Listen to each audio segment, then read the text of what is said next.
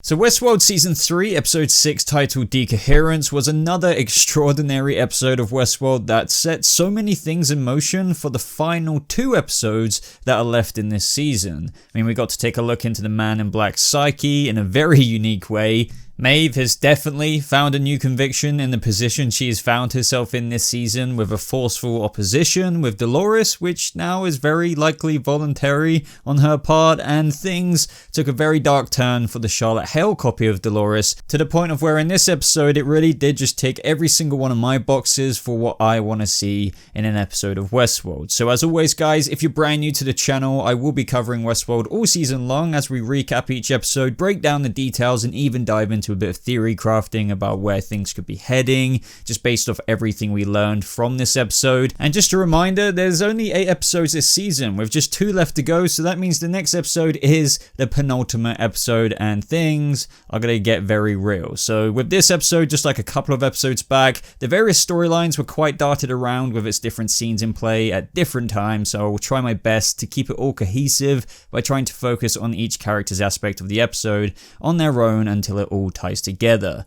And the beginning of this episode did start with Maeve, and where it appeared as though she was in the Valley Beyond, also known as the Sublime, when really this was just Maeve being placed there in a simulation due to Serac showing her what could be in store for her if she just helps him. And as we know, just as smart as he is with Rehoboam on his side, last episode very much so showcased his frustration with how Dolores really is taking a toll on his grand plan for humanity. But once again, we had Maeve in Warworld, and I really didn't expect to see that again, but the reason all of this was happening was due to her body being reprinted again because of that little katana battle she had with that other host copy version of Dolores, in so doing allowing her host control unit at the same time to be placed in these simulations. Now this allowed us to once again see Lee Sizemore as well as Hector, of whom actually gets restored from the kind of Warworld narrative loop version of himself into the Hector we've always known. And it was a little reunion for them all for the first time since the events of season 2, and it was just nice finally seeing him return,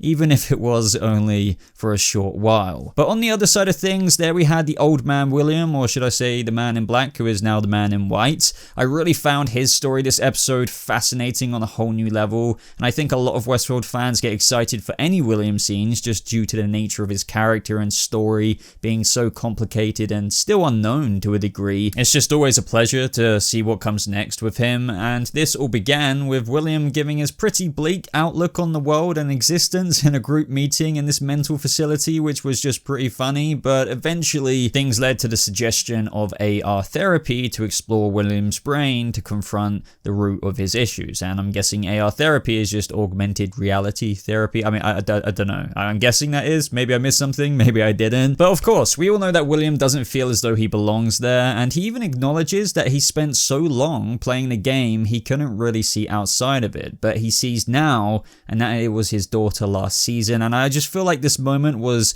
quite the beginning turning point for his story in this episode, as Ed Harris was really portraying some remorse here for William's actions, just compared to the previous scenes in those previous episodes with William trying to usher off what happened with his daughter, or what he did to his daughter, because he didn't know, he thought that she was just a host. But here it really showed. But this is where the events of the prior episode really began to unfold and bleed into this episode, with Dolores releasing everyone's profile that Rehoboam had on them to the entire world. And we see how William's psychologist would have lost her medical license within the next couple of years, she would have had a divorce, even affairs with patients, and that she receives a text from her husband saying that he's taking the kids away. And with knowledge like this, as we all know, it just causes this disarray and chaos, and William even witnesses her ending her own life in just a few scenes later, in which stands as a dark example of the extent of damage that this is having on millions and millions of people's lives, all due to Dolores' actions. Yet again, the question remains, they have a right to know,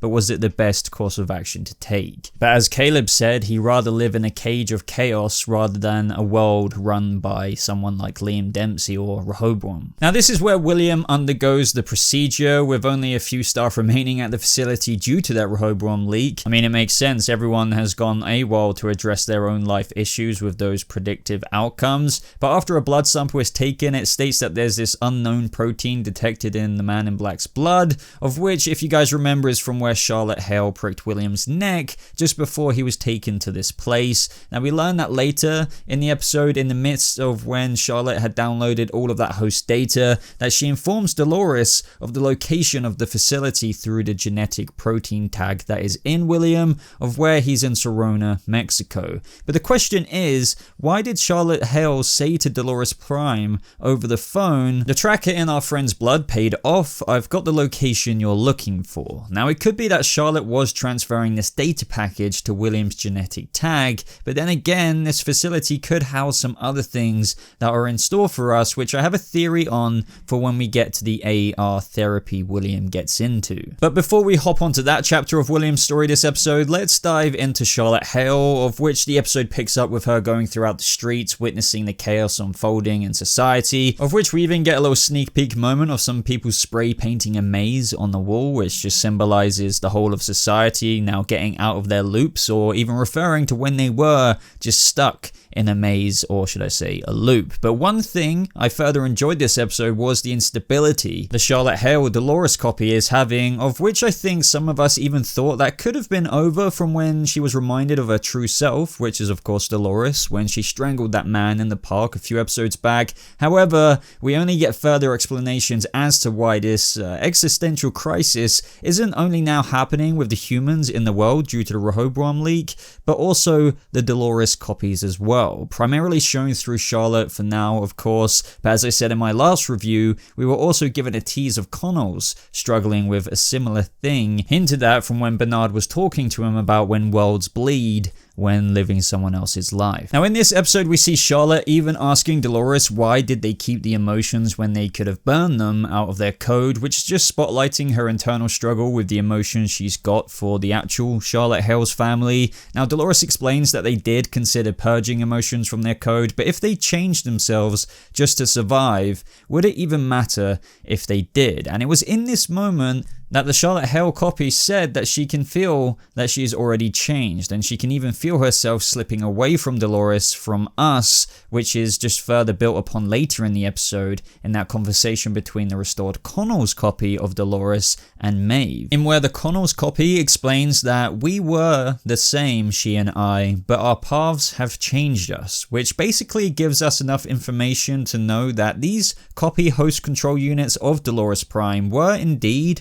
once the same, but once they were plugged in for the first time, so to speak, their paths just truly diverged, and they became somewhat deviations of Dolores Prime, to the point of even establishing their own unique consciousness separate to that of Dolores, despite being created and duplicated from Dolores herself. Now, this is just shown through even more things in the episode, such as when Jacob had that moment in where he didn't even want to read his own Rehoboam leaked profile because it's not up to a machine to decide their future together, in which you can definitely see that this Dolores copy is finding that sentiment of the future quite comforting. Or just even when Charlotte questioned if she would be caught, saying to Dolores Prime, "Did you promise that to Connell's?" just kind of further showcasing her fears of having her now newfound sentimentality for her family compromised, which couldn't really stray further from the mind of where Dolores Prime is at right now. But this is where things really took the next level in Charlotte's cover mission, with Serac eliminating the chance of privatization of Delos and even landing there to see his new acquisition. Now, he wants to destroy everything related to the parks of Delos and is now even aware of the multiple copies made of Dolores. But before we dive into that, let's go back to William and his new group therapy session. Now, this moment was fantastic in the episode, probably the highlight moment of the whole episode in general, of where William was having a group therapy of every iteration of himself, from Kid William to Season 1 William to Old Man William, and even James Delos was there. Now, I just love how they squabbled with each other, from James Delos talking about William's experiment and the younger William kind of barking back about him being the one that wanted to live forever, to then just debating about falling in love with of a host to then the violent urges that he kept refined to the park. But all of this was just this whole exploration into himself, and we got glimpses of William's childhood and where he was getting yelled at by his dad because through sticking up for himself at school, he broke another kid's arm and knocked out his teeth, somewhat showcasing that there's always been violent tendencies to William. And also, did anyone notice that the drawing of the book that the child William was reading, depicting this Sir Rowan and this Lady of Sulon, who looked remarkably similar to Dolores in season 1? And now this just kind of somewhat foreshadows way back in season 1, or just kind of in hindsight, that the William of season 1 saw himself as this Sir Rowan when he first met Dolores, with her being the Lady of Sulon. But ultimately, this served for a much further deep dive into William's mind through that AR therapy, and the key lines being, did your life happen to you, or did you choose it? And this all amounted to that moment of where William butchered each and every other William in that meeting. Now this was just pretty crazy and symbolized kind of William purging his previous iterations of his life, even with Jimmy Simpson's William saying, "Why are you doing this? I was the best of you," with William responding to himself saying, "Maybe you were, maybe you weren't. I've been trapped, so trapped, but now I'm free. And does it even matter what I've been, good or bad? Everything we've done led to this, and I finally understand my purpose. I'm the good guy." And that's when it's revealed that Bernard and Stubbs have found William, which just definitely sets up William working with them in the future episodes. And his line from the trailers, if you guys remember, if you watch the trailers enough like me, make a lot more sense now with how he's going to save the world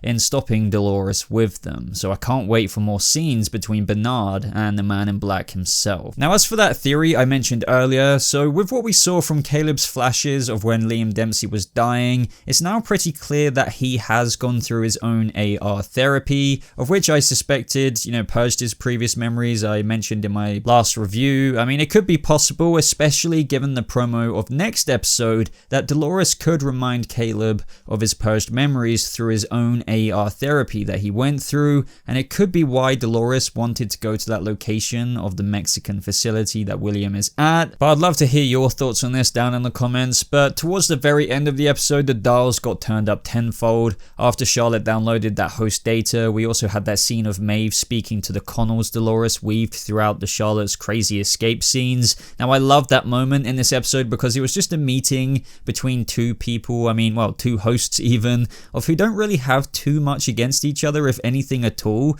But we did have Maeve talking about how Dolores is a gatekeeper to two species, to the sublime, and it's just not right for one person to have all of that power. But then we also had the Connells copy of Dolores raise her own points of, while she isn't a saint, neither is Maeve, yet she's no villain and neither is Dolores. They're both survivors. And while Dolores can't really say anything that would reassure Maeve of the survival and safety of those in the valley beyond, this is the moment in where Maeve was not really seeing an enemy in Dolores, completely flipped into the exact opposite. Because as Charlotte was going out firing away from the guards, we had that very bittersweet moment in this episode in where we got the real Hector back, for only Charlotte hails Dolores to crush his host control unit, ensuring his death. I mean, in theory, I guess another pearl could be made, but it's definitely unlikely that we're going to see Hector again anytime soon. And by the end of the episode, with Maeve's reprinting successfully done, and that look on her face is just, yeah, but we can't forget that Maeve requested help as well, and then we saw that other hosts were being printed. So I'd love to hear your thoughts and guesses on which hosts are going to help Maeve take down Dolores. But once again, the key to the Valley Beyond and data is being referred to as being kept in Dolores from Maeve, but I believe it was indeed put into Bernard unbeknownst to him, as I've said in my previous breakdowns, of which a lot of the fandom have speculated about for quite some time. I mean, there will probably even be a moment where Dolores might even be captured and taken after losing to Maeve, only for them to learn that she doesn't have that key or data in her head. Now, the thing with Maeve going absolutely insane in that scene is just it's made things for Dolores so much worse for herself, and even though this technically wasn't Dolores Prime, this has given Maeve Maeve the fuel that she needed to go after Dolores. I mean, I still like the picture they're painting here. I mean, all while it seems that Dolores is somewhat the antagonist, just put under a notch from Serac and Rehoboam itself, Dolores does also raise good points of, at the end of the day, ensuring the survival of host kind. But these violent delights have violent ends, and after Charlotte is outed in the board meeting, Charlotte went into a full badass escape mode. Now, I just love the action in this episode. It was just once again fantastic. We even had the riot control bots come into action, which I've just been waiting to see ever since we saw that teased in the official trailer for Westworld Season 3. And then, guys, the episode ended with Charlotte reassuring Jacob and her son that they will be safe, and she gets into the car to drive them somewhere safe. And it couldn't be any more clear that in this moment she values more or less their life over the mission for host kind. And this is where the car blows up, killing her family inside as she literally crawls out of the car full Anakin Skywalker Mustafar mode. I mean, this was, yeah, I didn't really expect that. This was just very, very dark. We had a very angry Charlotte, but I'm guessing that this was Serac. I was actually expecting in this moment a reveal of Dolores actually detonating the car, just because there's been constant reminders of her to not getting too in touch with the Charlotte Hale humanity emotion side, so I thought perhaps it would be her, but it does seem like it was one of Serac's men, so I'm wondering if this is going to give Charlotte Hale's copy of Dolores more conviction in the mission against Serac, or is she going to kind of slightly deviate even further? As she put it in this episode, she feels herself being pushed away or whatever it was from Dolores. Either way, crazy episode. It was really enjoyable. My favorite parts were seeing Jimmy Simpson once again as William, but also just the Ed Harris Man in Black scenes were badass, as well as, you know, even the Charlotte Hale stuff. It was all just an all-round good episode, much better than last week's episode. I mean, I enjoyed last week's episode, but overall, this one was so much better. But I would love to know your thoughts and all of your theories down in the comments below. Do you have anything to say upon what I said, anything to expand? But like the video, guys, if you did get this far and if you did enjoy the breakdown, I would really appreciate that, as it really helps out the channel. Only 2 episodes left, things are going to get even crazier, but thank you so much for watching. I hope you guys have a lovely rest of your day, and I'll see you hosts in the next video. Goodbye.